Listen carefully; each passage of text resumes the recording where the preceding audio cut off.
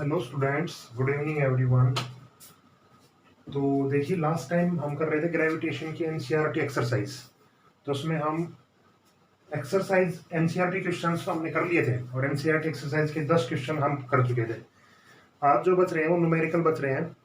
तो 18 क्वेश्चन है, इसमें 8 क्वेश्चन और बचते हैं हमारे। ठीक है, तो आज मैं 6 क्वेश्चन करवाऊंगा और 2 क्वेश्चन आपको खुद ट्राई करने हैं। फिर कोशिश करेंगे ना, ठीक है?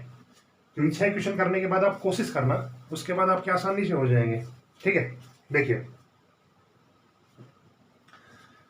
पहला क्वेश्चन है, 11th क्वेश्चन पे चल रहे हैं हम पहले। ठीक है, देखो आज आपकी मीटिंग भी हुई थी, तो आप में से बहुत से बच्चों ने काम को बहुत हल्के में ले रखा है और कम कर नहीं रखा। और वो फिजिक्स की बात नहीं है, सभी सब्जेक्ट्स की बात है। ठीक है, तो आप ऐसा क्यों कर रहे हैं मुझे तो समझ में आता नहीं है ये बात। लेकिन देखो, आपके पेरेंट्स आपको फ़ोन दे रहे हैं, उन चीज़ों का आप गलत प्रयोग कर रहे हैं फिर। ठीक है, इतनी छोटी सी उम्र में आपको फ़ोन दे दिया तो इसका मतलब ये थोड़ा है कि आप उसमें कोई फिल्म देखें, मूवी देखें। ठीक है, तो आप उसमें से अच्छी अच्छी चीज़ें पढ़ें। ठीक है, और जब कोई चीज़ आपको नहीं समझ में आती है तो फिर हम किस लिए हैं, हमारे से पूछें आप, भाई आपको कोई दिक्कत आ रही है। ठीक है, तो आप बिना पूछे ही, जैसे आज मीटिंग में आपने कह दिया कि सर, सभी सरों से काफ़ी, जैसे सर वीडियो में समझ में नहीं आता। अरे तो पूछो तो सही, आप क्या समझ में नहीं आता, फिर आपको कुछ ना। देखो, हर समस्या का यहाँ पे समाधान तो है ही, ऐसी तो कोई समस्या नहीं बनी जिसका समाधान ना हो। ठीक है, तो जहां भी आपको जो भी प्रोसेस में आपको दिक्कत लगे ना, तो आप पूछा करें पहले। कंसल्ट तो क्या करें, अपने मन से हर बात को ना बना दिया करें कि भाई ना मेरी बात बनेगी नहीं इससे। ठीक है, मन से बात नहीं बनती कभी भी। ठीक है, बातें होंगी सोल्व करके होंगी। ठीक है, तो हम 11वें क्वेश्चन में बढ़ते हैं, आगे देखिए आप। Why will a sheet of paper fall slower down? One of that is crumpled into a ball. ये कर रखा है, ये थियोरेटिकल से क्वेश्चन है। ये कर रखा है, एक सीट ऑफ पेपर है और एक बॉल है। ठीक है, इसको हम सेम टाइम पे छोड़े तो अर्थ पे कौन जल्दी आएगा। ठीक है, अच्छा इसमें ये कर रखा है कि ये पूछ रखा है कि ये स्लो क्यों आता है। आपने देखा होगा कि एक कागज आप छोड़ो और एक आप बॉल छोड़ो, तो कौन सा पहले आएगा? बॉल पहले आती है ना, कागज स्लो आता है। क्यों आता है? इसलिए आता है, एक तो इसका सरफेस एरिया ज्यादा होता है। देखिए, सही ज्यादा हो गया, पहले बात ये हो गई। दूसरी बात, जब ये नीचे आता है तो इसके लिए एयर रेजिस्टेंस भी ज्यादा होता है, एयर का इफेक्ट इस पे ज्यादा पड़ता है। ठीक है, बॉल पे कम पड़ता है। समझ गया ना? ओके, तो अगला क्वेश्चन पढ़ते हैं हम, 12th।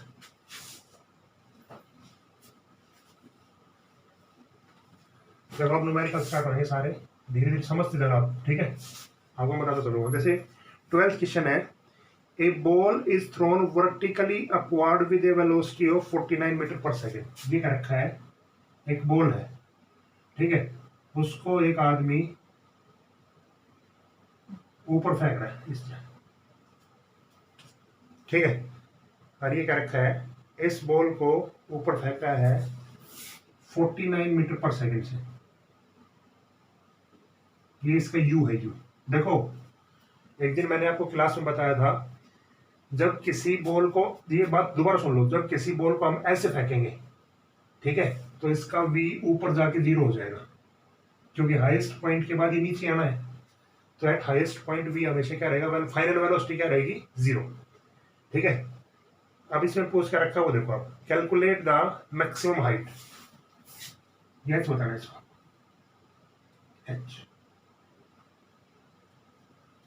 ठीक है, कितनी स्पीड से फेंकने के बाद सबसे ऊपर वो बॉल कहां तक जाएगी, एच निकालना। तो देखो, इक्वेशन ऑफ मोशन का यूज कीजिए आप,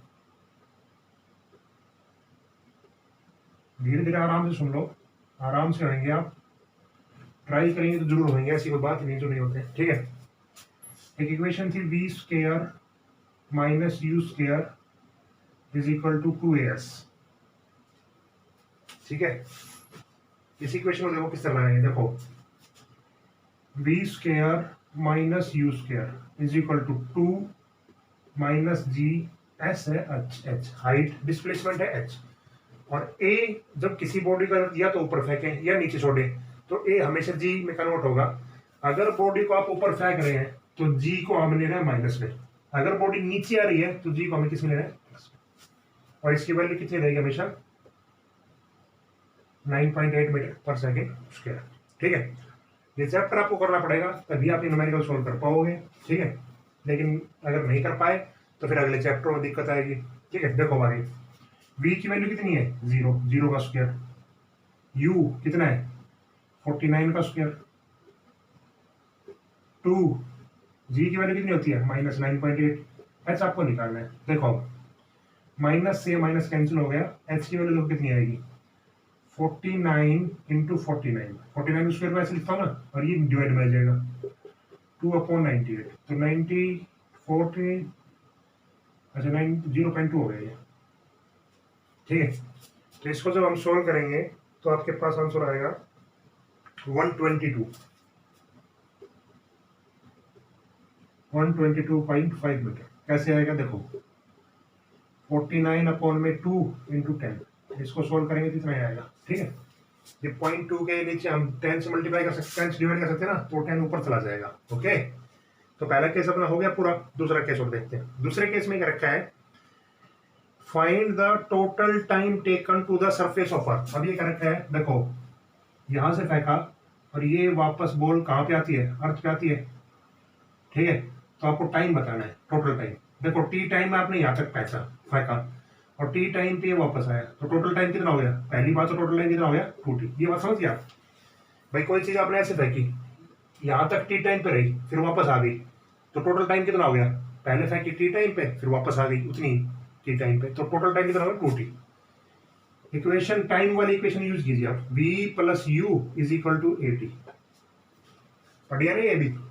ठीक है, v और u और at। अब आपको देखना है क्या क्या निकालना है। सबसे पहले आप t निकालेंगे, देखो t किस तरह निकालेंगे, v0 u कितना है u 49 और a कितना है -9.8, क्योंकि ऊपर की तरफ फेंक रखा है। t कितना आ गया। ठीक है, तो पहले t टाइम को निकाल दो। किस तरह निकालेंगे, देखो इसमें टाइम आप निकालेंगे तो टाइम देखो कितना आएगा 49/9.8। ठीक है, तो यहां से अगर मैं देखूं तो कितना आएगा, माइनस का साइन को लेना यहाँ पे कोई जरूरत नहीं, क्योंकि टाइम कभी नेगेटिव होता नहीं है। टाइम कभी नेगेटिव होता है क्या, नहीं होता ना। तो यहाँ पे आ गया ये 1/0.2, तो ये 5 सेकेंड आ गया, और टोटल टाइम कितना हो जाएगा 2 × 5 10 सेकेंड। तो 10 सेकेंड में ये अर्थ पे आ जाएगी, मतलब जितने 5 सेकेंड में यहाँ तक पहुंची तो 5 सेकेंड में नीचे अर्थ पे आ जाएगी। ओके, क्वेश्चन क्लियर हो गया। ठीक है, अच्छा ये इक्वेशन ऐसी होती है v माइनस यू, इक्वेशन पूरी जो होती है ना ये होती है v is equal to u plus at। ठीक है, तो ये माइनस का जाएगा और यहाँ से माइनस माइनस प्लस हो जाएगा। ठीक है, क्लियर है जी। ओके, अगला क्वेश्चन देखते हैं 13। देखो हर चीज करने से ही होगी, आपको ट्राई जरूर करना पड़ेगा। ठीक है, 13 ही था ये। अच्छा 12 हम छोड़ गए, मिस कर दिया 12 हमने। देखो 12 देखो एक बार आप, ये 13 क्वेश्चन कर रहे थे हम। 12 देखो, 12 ये है, gravitational force on the surface of the moon is only 1/6 as the gravitational force on the earth. What is the weight in newton of 10 kg object on the moon and on the earth. By the आसान सा question ये क्या रखा है, wait आपको निकालना है, एक बार निकालना है आपको अर्थ पे। फॉर्मूला क्या होता है mg, एक बार आप निकाले अर्थ पे और एक बार आप निकाले मून पे। ठीक है, ये m दे रखा है आपको 10, और अर्थ पे ग्रेविटी कितनी होती है 9.8 होती है ना। ठीक है, तो कितना आ जाएगा यहाँ से 98 Newton.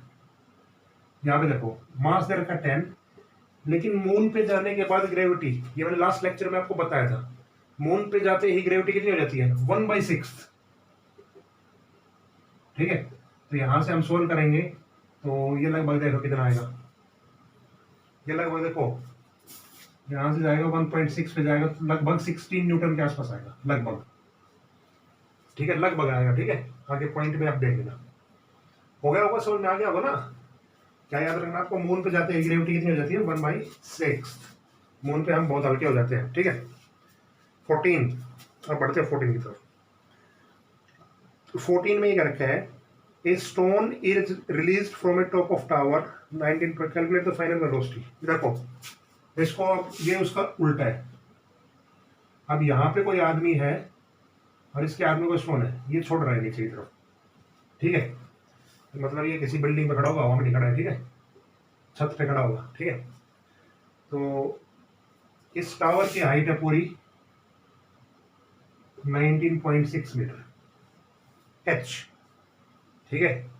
Calculate the final velocity. देखो v निकालना है आपको। इनिशियल होता तो u, फाइनल होता तो v। जब किसी बॉडी को हम छोड़ते हैं तो u 0 होता है। दो चीजें आप ध्यान में रखें, जब ऊपर फेंकेंगे तो v 0, जब नीचे छोड़ेंगे तो u 0, ठीक है। v आपको निकालना है तो फॉर्मूला वही लगाओ, v square minus u square is equal to 2gh, ठीक है। u 0 हो गया तो v की वैल्यू कितनी बच गई, √2gh। भाई u तो 0 हो गया, ये स्क्वायर उस साइड जाके क्या हो जाएगा, स्क्वायर रूट। वैल्यू सभी के पास आपके गिवन है। देखो 2 g की वैल्यू कितनी होती है 9.8 और h ने रखा आपको 19.6। क्लियर नहीं चीज, ठीक है।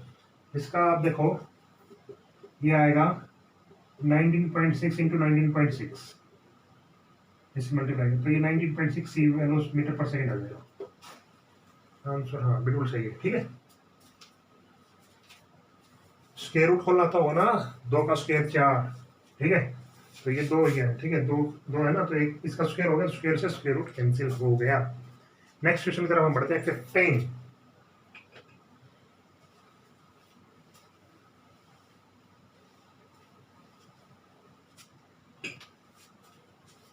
15 में क्या रखा है, a stone is thrown vertically upward, ठीक है, with an initial velocity 40 metre per second. ये क्या रखा है, वही काम। अब के बाद एक स्टोन है, उसको ऊपर फेंक रखा है, तो ऊपर फेंक रखा तो v तो 0 और u दे रखा है आपको 40 मीटर पर सेकेंड, ठीक है। ये क्या रखा है, g को आपको लेना है 10। g कितना होता है 9.8 होता है ना, तो इसको 10 मान लिया हमने। इसमें क्या रखा है, फाइंड द मैक्सिमम हाइट, ठीक है। h निकालना है पहले तो, h मैक्सिमम, और फिर इसके बाद निकालना है आपको डिस्प्लेसमेंट,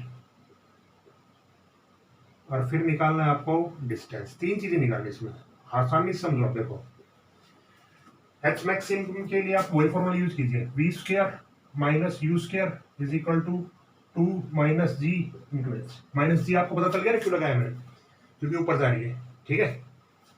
तो v 0, u कितना है 40 इंटू 40 और 2g कितना दे रखा है -10 इंटू h, तो माइनस से माइनस कैंसिल, ठीक है। एक 0 से एक 0 कैंसिल, ठीक है, और इससे काटेंगे तो 2 बचेगा, तो h की वैल्यू आ जाएगी 80 मीटर। मतलब इसका मतलब ये कितनी दूर गई, 80 मीटर है, ठीक है। जब 40 मीटर पर सेकंड से फेंकेंगे ना, तो टोटल हाइट कितनी गेन करेगा ये, 80 मीटर की। अब देखिए आप, अब ये पूछ रखा है अगले क्वेश्चन में कि जब ये नीचे आएगी ना, तो इसका टोटल डिस्टेंस कितना होगा। तो 80 ऊपर गई, 80 कितनी आएगी, नीचे आएगी, इसका मतलब कितना हो जाएगा 160 मीटर। डिस्टेंस डिस्टेंस ये हो गया, डिस्प्लेसमेंट कितना होगा, तो डिस्प्लेसमेंट एक मिनिमम डिस्टेंस होती है, तो 80 ऊपर गई और 80 नीचे आई, तो 80 माइनस 80 0। डिस्टेंस में हमेशा ऐड होगा, डिस्प्लेसमेंट में हमेशा माइनस होगा, समझ गए। तो ऐसा अपना आ गया 80, डिस्प्लेसमेंट 0, डिस्टेंस 160 मीटर। क्लियर हो गया होगा, ठीक है। जब नहीं आए तो आप मेरे से पूछना, ठीक है। आज हम इसका एंड कर देंगे इस चैप्टर का, 3rd चैप्टर हो जाएगा। देखो आप धीरे धीरे, तो आप स्टार्टिंग से दोबारा स्टार्ट कर ले, धीरे धीरे धीरे धीरे। जो नहीं आया आप मेरे से पूछते चले, ओके स्टूडेंट्स। देखो पढ़ना आपको पड़ेगा, बाद में पढ़ना पड़ेगा जब ज्यादा मुझे दिक्कत होगी। अभी थोड़ा थोड़ा काम कर लोगे तो कम दिक्कत होगी। नेक्स्ट 16, तो यही क्वेश्चन करेंगे आज लास्ट, ठीक है। उसके बाद 2 क्वेश्चन और बचते हैं, वो आप ट्राई करके देखना, नहीं होंगे तो मैं बताऊंगा आपको। ये क्या रखा है, calculate the force of gravitation between earth and sun. Force निकालना आपको, किसके बीच में, अर्थ के बीच में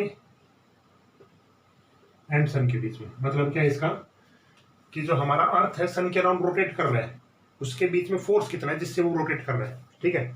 और इसमें गिवन क्वांटिटी दे रखी है मास ऑफ अर्थ। देखो फॉर्मूला क्या होता है, Gm1 m2 अपॉन r²। पढ़ा है ये आपने Newton law of gravitation, value रख दीजिए 6.67 इंटू 10 की पावर माइनस 11 जी की वैल्यू होती है। तो m1 की वैल्यू दे रखी है आपको 6 इंटू 10 की power 24 kg mass of earth. Mass of sun भी दे रखा आपको 2 इंटू 10 की पावर 30 kg। ठीक है, सन का मास ज्यादा होता है अर्थ से, ये ध्यान रखना। और डिस्टेंस भी दे रखी है आपको 1.5 इंटू 10 की पावर 11 10 की पावर 11 और इसका स्क्वायर करना है। यहाँ से जितना भी फोर्स आएगा उतना फोर्स अर्थ और सन के बीच में है। ठीक है, तो कैलकुलेशन आपको खुद करनी है। आंसर मैं बता देता हूँ, वो इतना है, इतना दे रखा है। अगर किसी का नहीं आता है तो मेरे से आप पूछना। कैलकुलेशन तो आप कर सकते हो, मल्टीप्लाई जोड़ना घटाना ये तो आता होगा। ठीक है, तो आज हम ग्रेविटेशन पार्ट को खत्म कर रहे हैं। यहाँ पे कोई भी दिक्कत आए तो आप मेरे से कंसल्ट करना, किस तरह नोट्स बनाने हैं वो भी मैं आपको बता सकता हूँ, लेकिन आप पूछोगे तभी बताऊंगा। ठीक है, ऐसा नहीं है कि मैं हर एक स्टूडेंट्स के पास बारी बारी मैसेज करके कहूँगा कि बताइए भाई क्या दिक्कत है। आप पूछेंगे तो I am available for always. ठीक है, मैं हमेशा तैयार रहूँ, कोई दिक्कत नहीं है। Okay students, good bye.